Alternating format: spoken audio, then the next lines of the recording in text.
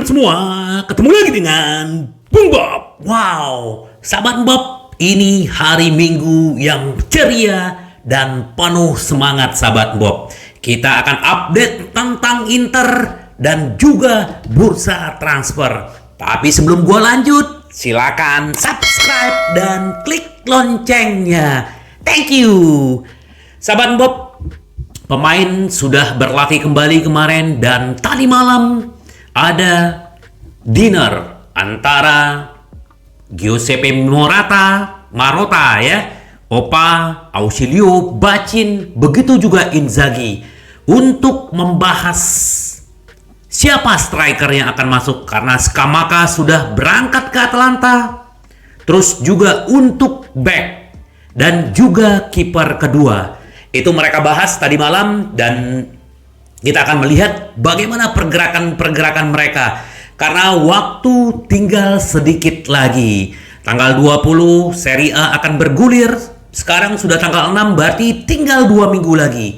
Walaupun kita sudah tahu bahwa Samardzic sudah resmi dan hanya tinggal medical check up atau tes medis besok. Begitu juga Somers.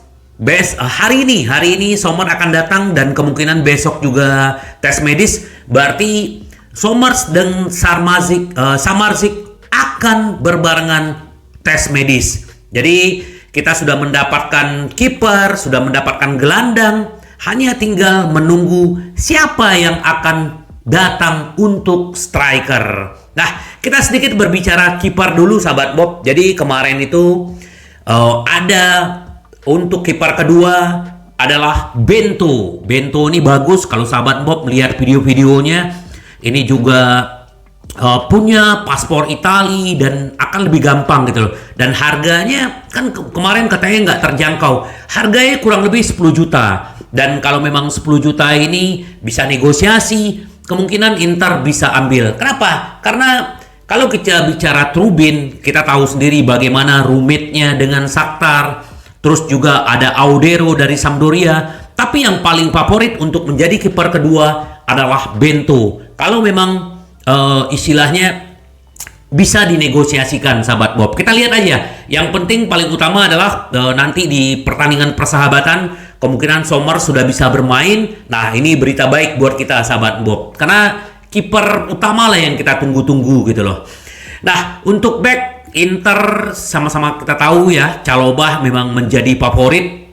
Terus apalagi di Chelsea dia begitu tidak terpakai sampai hari ini walaupun udah berganti pelatih. Jadi kemungkinan Inter juga akan coba meminjam gitu loh. Nah, kita lihat seperti apa. Terus ya ini sebenarnya kalau kita berbicara Samardzic ya, kesepakatannya Inter meminjam dulu 4 juta. Nah, samalah dengan menjual secara terpisah Fabian 4 juta juga ke sana. Tapi punya hak untuk membeli kembali 12 juta. 3 kali lipat ya. Harganya akan naik gitu loh. Terus Inter baru musim depan baru membeli dengan kewajiban 16 juta euro. Jadi Inter tidak langsung menggelontorkan dana cash untuk Samardzic. Nah, ini bagus strateginya. Nah, kebayang sahabat Bob, kalau Samardzic masuk ya, kita punya ada 6 bahkan 7 gelandang kalau Stefano Sensi belum keluar gitu loh. Kita ada Mkhitaryan, Hakan, Barella, Samardzic, Pratesi dan juga ada Aslani. Jadi kalau kita berbicara kekuatan lini tengah Inter, kalau kita bandingkan dengan tim Serie A yang lain, Inter nih punya kekuatan yang jauh lebih besar. Nah, kemarin di musim lalu kita juga kesulitan gol karena kreativitasnya di gelandang kita itu gampang dibaca. Nah, dengan adanya Pratesi, Samardzic, ini akan jauh lebih baik sahabat Bob. Jadi kita akan melihat kekuatan Inter yang sebenarnya di musim ini dan semoga bintang kedua masuk ke Inter sahabat Bob. Itu harapan kita ya. Semoga Samardzic dan Sommer besok untuk tes medisnya kita hanya menunggu sahabat Bob. Semoga segera terrealisasi. Nah, selain Samardzic, Inter kan seperti di video gue sebelumnya bahwa Inter juga mengincar Beto, tapi ini sebagai alternatif aja kalau misalnya Korea keluar gitu loh. Tapi sama-sama tahu Udinese juga tidak mau kehilangan dengan harga murah dan mereka sudah melabel harganya 30 juta. Dan ini bukan harga yang sedikit, sementara Inter untuk mendapatkan striker utama aja, Inter harus menyiapkan dana kurang lebih 40 juta. Seperti yang harus dilakukan kepada Lukaku, sahabat Bob. Jadi, menurut gua Beto juga bagus ya. Tapi, kalau misalnya hanya untuk menjadi striker cadangan 30 juta terlalu banyak untuk investasi. Ini kita logika aja ya.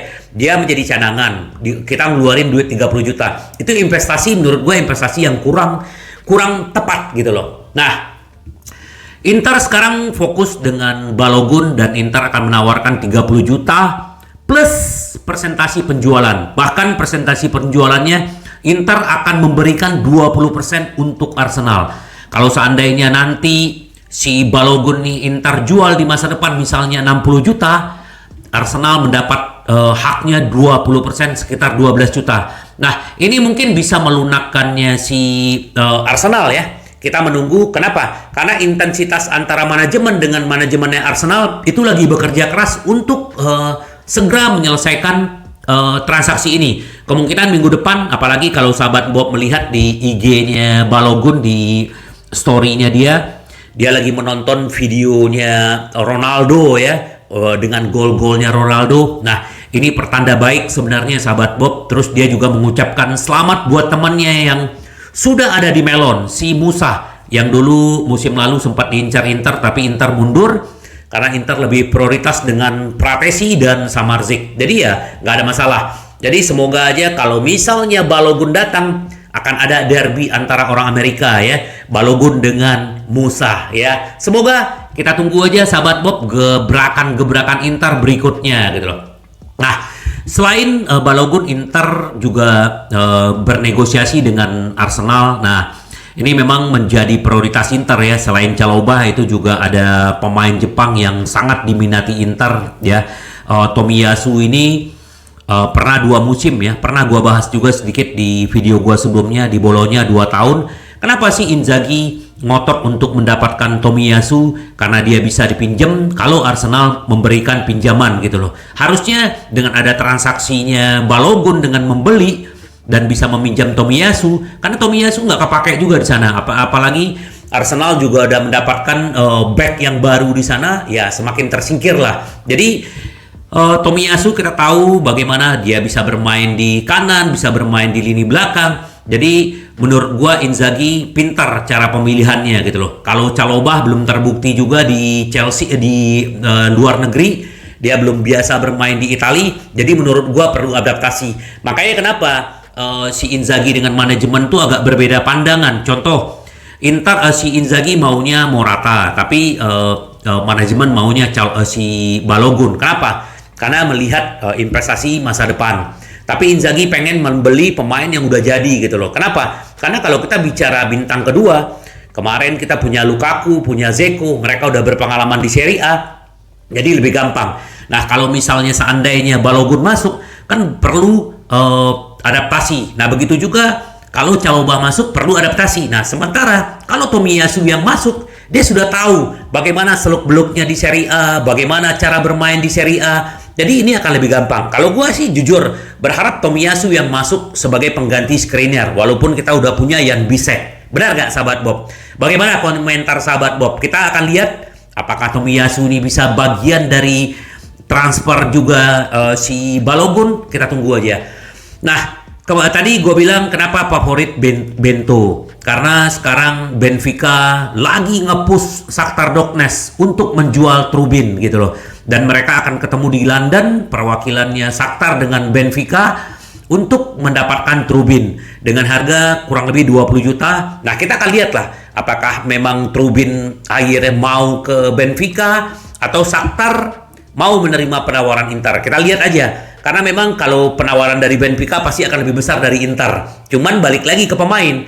Pemain sudah punya perjanjian dengan Inter, tapi ya itu bisa aja dilanggar. Seperti Skamaka bilang, dia tidak menerima lagi tawaran-tawaran dari luar, tapi dia lebih senang bermain di Liga Eropa dibanding Liga Champion. Itu aja sahabat Bob. Jadi ya memang kalau kita bicara kualitas, ya Skamaka ya dia itu akan menjadi pemain cadangan, bukan pemain utama di Inter. Jadi makanya kenapa Inter tidak mau mengeluarkan 30 juta plus ya dapat lagi persenan kalau dia nanti dijual. Menurut gua itu smart ya. Opa Marotta CS ini smart, jadi dia tidak mau berperang harga karena ya kualitas Scamacca juga di Sassuolo belum begitu gacor banget, dan bahkan di West Ham begitu drop gitu loh. Jadi gua sepakat Scamacca tidak diambil sama Inter, sahabat Bob.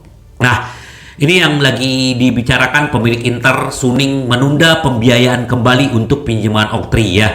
Kita nggak tahu ya bagaimana pemikiran Suning, bagaimana mereka melihat. Kita juga tidak bisa melihat secara negatif gitu loh. Kenapa?